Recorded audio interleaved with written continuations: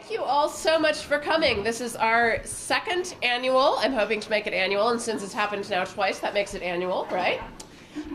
Small press and self-published authors fair here at the Coralville Public Library. You can see our authors are all over the room. The way the events are going to work today, we're going to have a whole long string of readings. It should be pretty exciting, though. They're pretty fast. They're about 5 to 10 minutes. As I was just telling Nick Johnson, I am, in fact, going to stand in the back and slice people off if they start to go over their time, because we do want to get a chance to hear from everyone. After we've done that, there'll be a chance first for all of those of you who have worked with small presses to come up to the front here, and Steve Semken is going to ask you a few questions about, not right now. I hope he's going to, otherwise I will. Anyway, it'll all work out. Your process, how you sort of got involved in small press publishing, that sort of thing. We'll do a little bit of that. We'll take some questions from the audience. Then I'll invite all the self-published people up to do a similar sort of thing with me. And then there'll be time, as I said, for everyone to mingle, for us to have a little party, and everyone to go home for Saturday night dinner. So that's the plan. Last year I bored everyone to tears with lots of statistics about the state of self-publishing and small presses, and I think you can tell by being here that they're very robust and it's a growing trend. I'm so pleased to be able to offer this opportunity to the incredibly wide variety of writers who have taken it upon themselves to get their words out there here in the Coralville area. And I'd like to get things started with Rob Cline, who, in addition to being an excellent writer, is also, and I take every opportunity I can to mention this, my student teacher when I was in high school. Rob, come on up.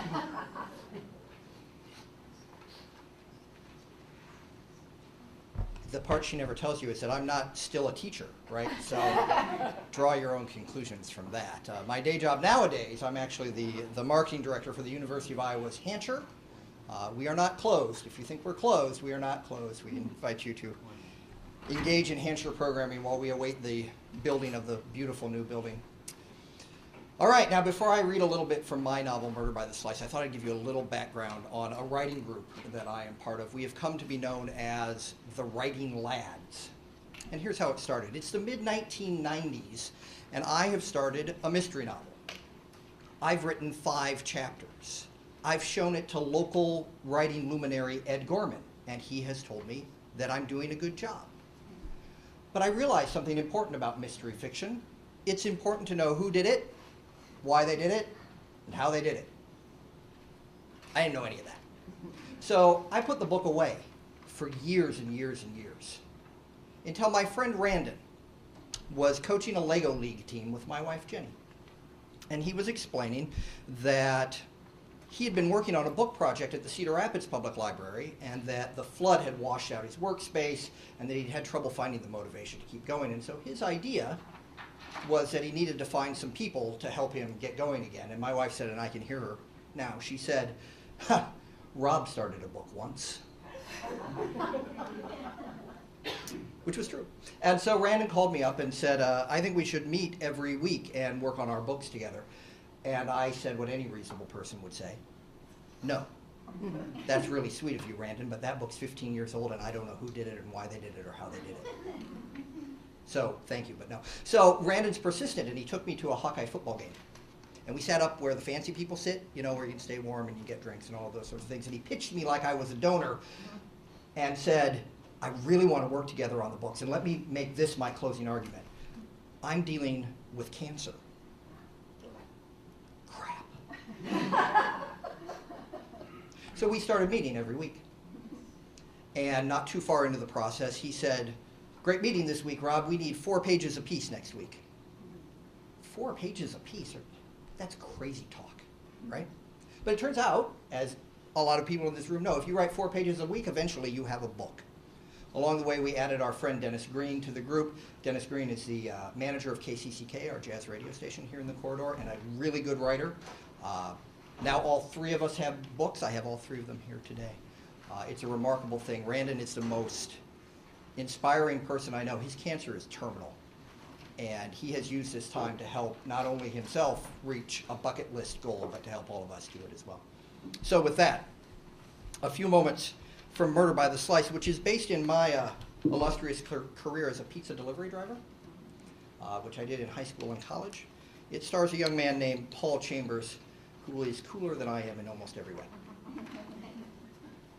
A pizza delivery driver encounters all kinds of customers. Men and women, young and old, rich and poor, every ethnicity from Albanian to Zulu, vegetarian and carnivore, straight and gay, with children and without, dog, cat, fish, and bird people, single, married, cohabitating, stressed and laid back, shy and friendly, fat and thin, those who tip and those who don't.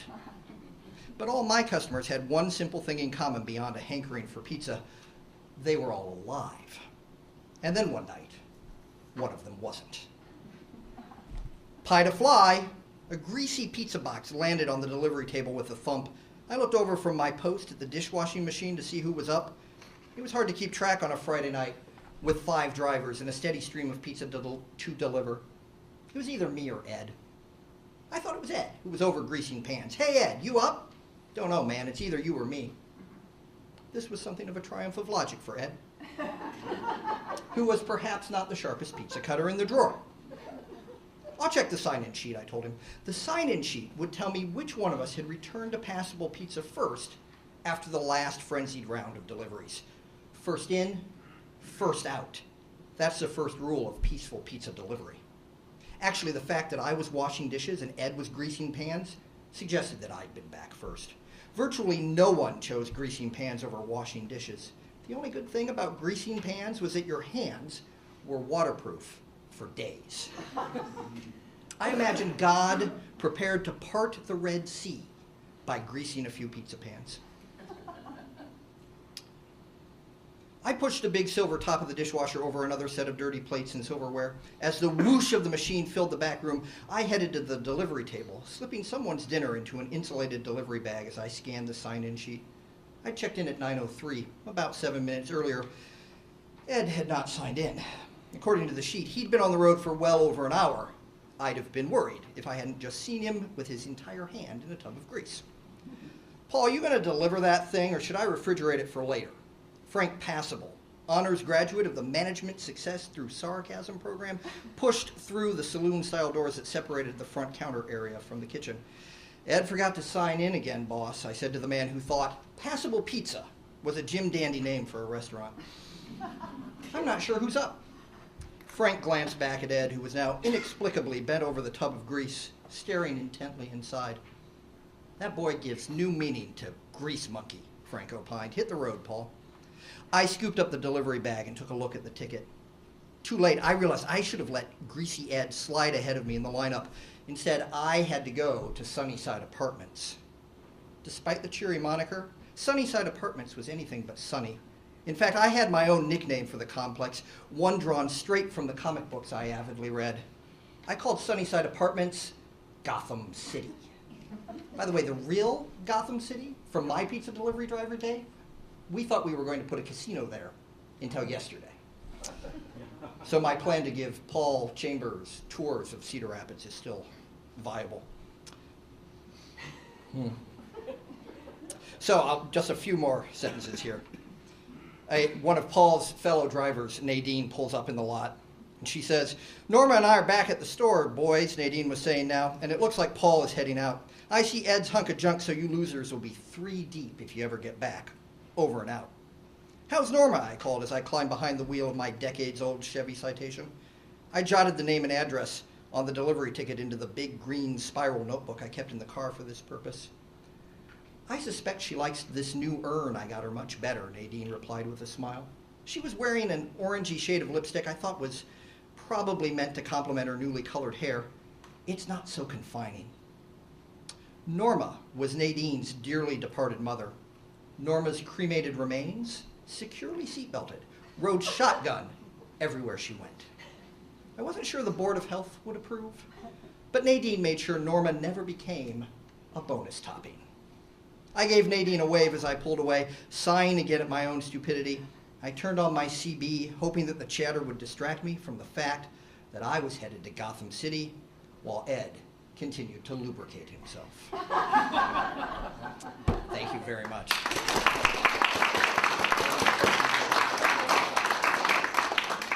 For those of you keeping track at home, 7 minutes, 21 seconds. Very nicely done, Rob. Our next reader and I have nothing in common except that we both used to, he still does, and I used to write for the same publication. Little Village's own Thomas Dean is up next. Thank you.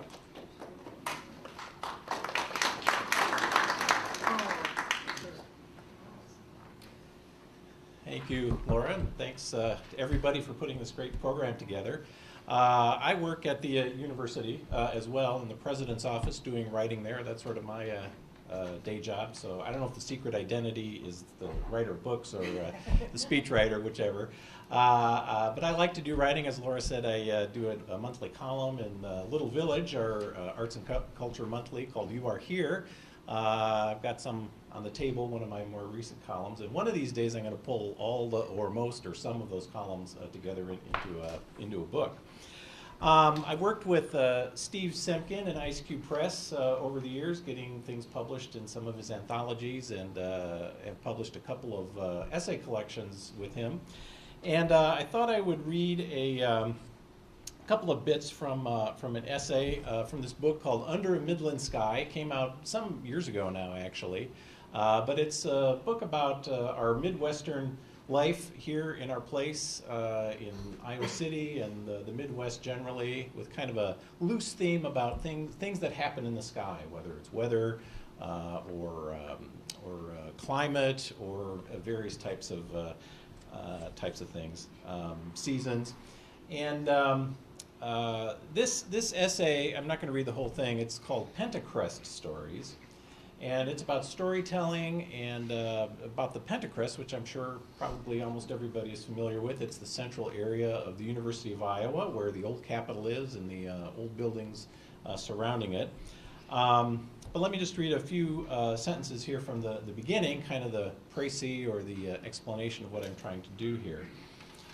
Stories and myths are cultural root systems holding us in place. They can be grounded in veracity and truth, or dance with the fantastic. They can be intimately personal or embrace the whole community.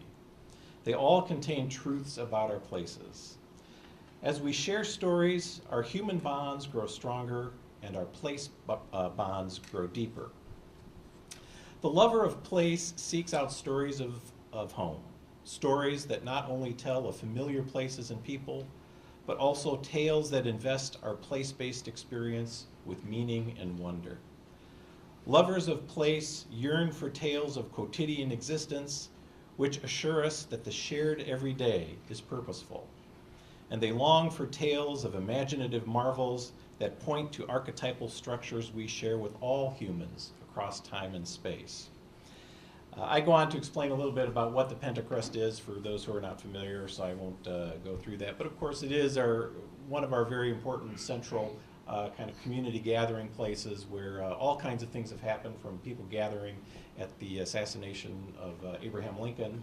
It's a wonderful photograph of that, all the way up to recent protests and gatherings and memorials and vigils and all kinds of things. So what I did with the essay was I wrote 4 little stories, or little vignettes, for what I'm calling Pentacrest stories, one for each season. So I thought I would read the spring one, since it's spring, and then maybe we're all eager for summer, so I'll read the summer one too. I think the spring one, some of these are, as I suggested in my preface there, are more grounded in reality, my own experience, and the summer one particularly is just sort of a little story, maybe trying to create a little legend of our Pentacrest. So anyways, here's my spring one. When I was a graduate student in Iowa City in the late 1980s and early 1990s, I knew spring had come with the reappearance of the Bear Man. Some may say he was just a homeless guy, wandering through town every year, but he was more than that. He always wore a brown jumpsuit, maybe a custodian's outfit he picked up somewhere. And he wore bear slippers, big fuzzy brown slippers with little claws. The Bear Man always sat in the budding warmth at the base of a big tree in the middle of the Pentacrest lawn on the west side of McLean Hall, soaking in the Iowa spring sun after hibernation, sometimes eating fruit. Occasionally I'd see him walking around campus or downtown, talking to pretty young women. He seemed to enjoy the hustle and bustle of young people moving about him, their energy giving him joy. Maybe he was giving them the energy of spring, the strength of the bear just awakened from winter's slumber. When I moved back to Iowa City in 1999, the big tree in the middle of the Pentacrest lawn west of McLean Hall was gone, victim to the straight-line winds that pummeled our town in 1998. I haven't seen the bear man since. Maybe when he returned in the fall of '98 for his spirit to snuggle down for a long winter's nap in that tree, he had to move on to another in a different town. Spring in Iowa City is still full of energy, of excitement over the completion of another academic year, of flowering redbuds, of flowing sap. But I miss the bear man. I hope he's sharing his spring tonic with another welcoming community, someplace with a nice big tree for his winter spirit slumber. And then here is the little summer story. That extra minute of daylight on the summer solstice, the longest day of the year, is a unique moment, especially precious. In those fleeting seconds, magic happens. In Iowa City, Rusty the Giant Sloth, a statue in the most popular display in the UI Museum of Natural History, comes alive in that moment, enjoying one night of slow but joyful frolic. A few years ago, I was determined to stay up all night on the solstice in order to catch a glimpse of Rusty. The museum was closed, but I planned to spy old Rusty sneaking out for his annual clamber up the old Capitol to burnish the Golden Dome. At the stroke of the solstice, I peered into the museum's front door atop the old stone steps. It was dark inside, but I'm pretty sure I saw Rusty sneak into the gift shop and rearrange all the rubber animals in the bins. The clerks just laugh and shake their heads the next morning every year.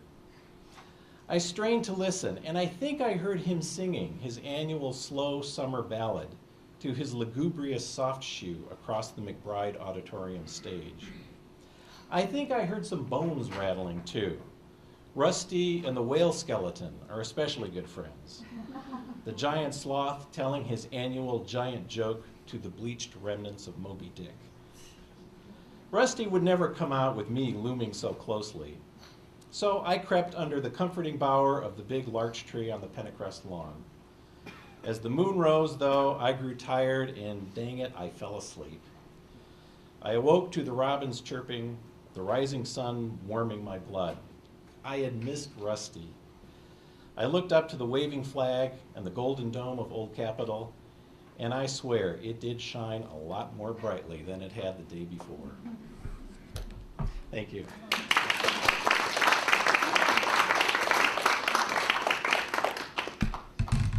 I promise you that I do not actually have a personal connection to every single person reading today. And our next person is an example of that. I didn't know a thing about Joseph Dobrian until he showed up at the library one day with a novel he'd written called Willie Wilden and said, I need to replace the previous edition that you have of this. And I said, hey, you're a self-published author. You want to come to my fair? That was last year for the very first one, and we're very pleased to welcome him back again, Joseph Dobrian.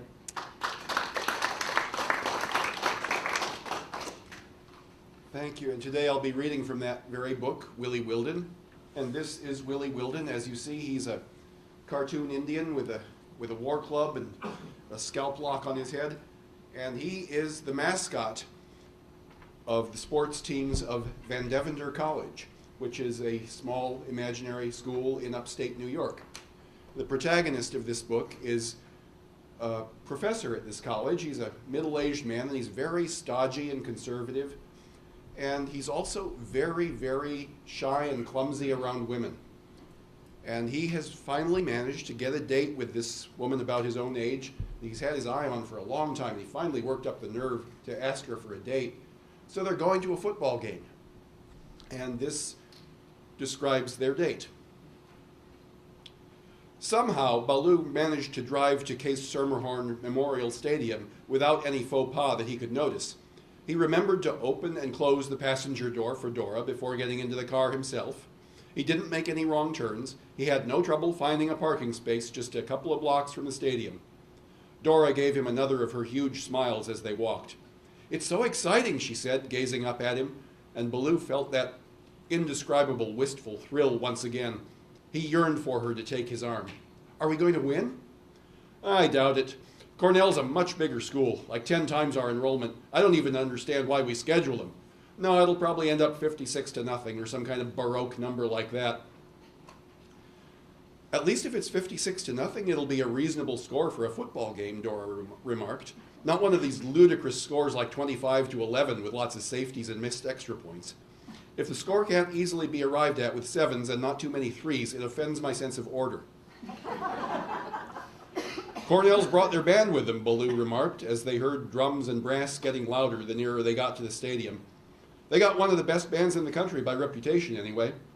They could see the Cornell band in their red jackets, standing in formation outside the stadium. They played "I'm a Barbie Girl." "I'm a Barbie girl in a Barbie world." Also outside the stadium, Baloo spotted Martin Wantervogel with several of his students filming the scene. Their cameras appeared to be concentrating especially on several students handing out leaflets. A couple of the leaflet passers did not look like college students. They appeared older and somewhat foreign. Baloo couldn't put his finger on how he could tell, but they were definitely not from around these parts, and he recognized the type from his own college days when the University of Wisconsin's Marxist organizations would import professionals to lead their demonstrations. Watching the action off to one side stood his student Firenze Q. Tangwiz, drinking out of a red Drano bottle. "Change the name," the agitators shouted as they handed out their leaflets, trying to be heard over the Cornell band. "Change the name! Stop demeaning Native Americans!" One of them handed Baloo a leaflet, and he and Dora read it together. "Would you root for a team called the Van Devender Ends? Demand change. Stop the use of racist team mascots, here and everywhere." The other side of the leaflet featured an indignant essay in the same vein. Baloo glowered. "Now this pisses me off," he told Dora. "Excuse my French, but it does. People going around looking for reasons to be offended so they'll have another excuse to mind other people's business. It just infuriates me."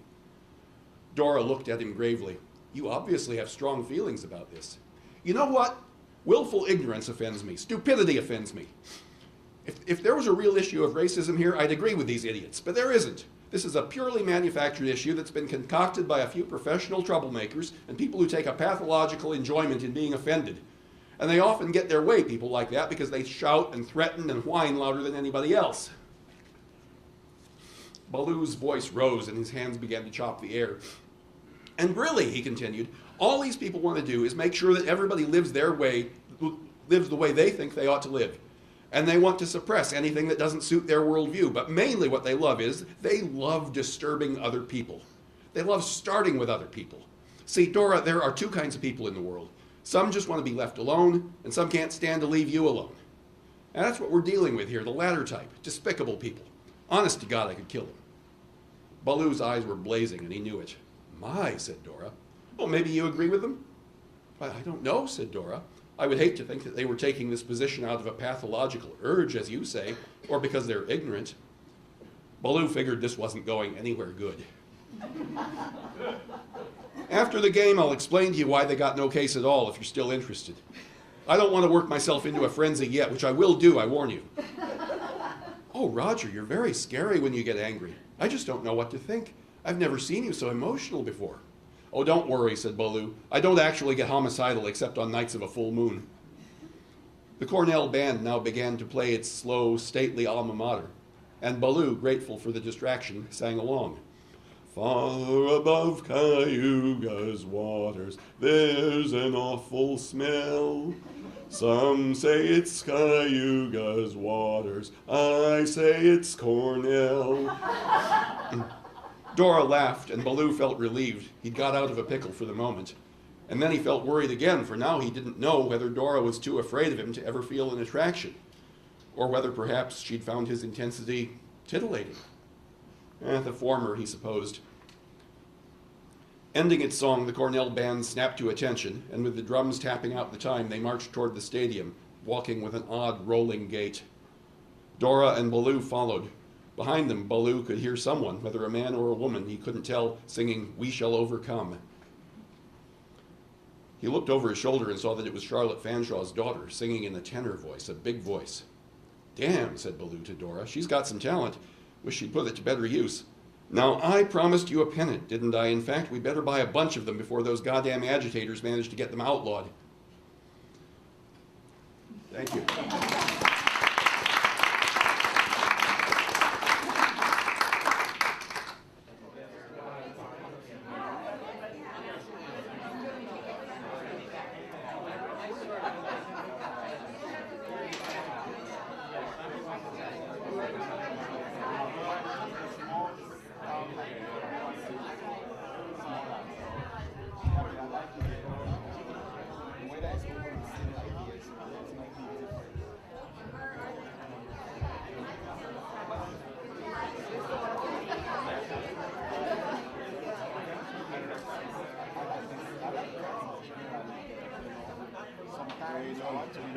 All right.